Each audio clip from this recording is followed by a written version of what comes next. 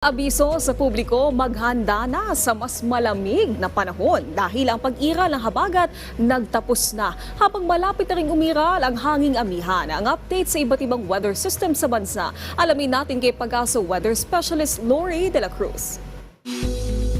Magandang araw sa lahat ng ating mga kababayan. Isang LPA ang minomonitor natin ngayon sa kanlurang bahagi ng ating bansa.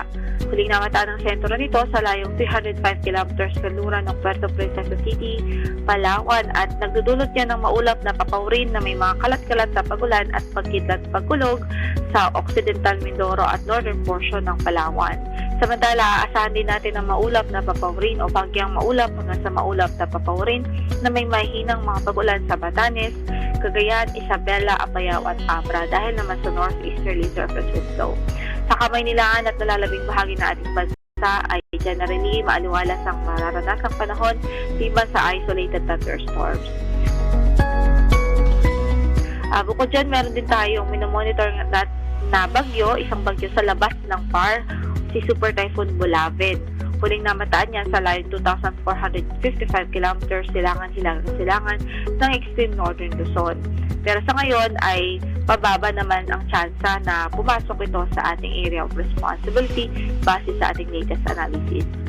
Samantala, opisyal na pong nagdeklara ang Pag-asa ng pagtatapos ng pag-prevail o pag-iral ng habagat season o habagat na hangin sa ating bansa sa taong ito at sa kasalukuyan ay nasa transition period tayo patungong amihan o northeast monsoon season.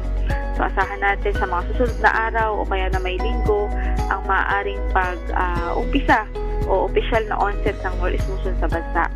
Mag-antabay po tayo sa magiging announcement ng Pag-asa ukol dito. Narito naman po ang latest o yung status ng ating mga dam sa ating bansa.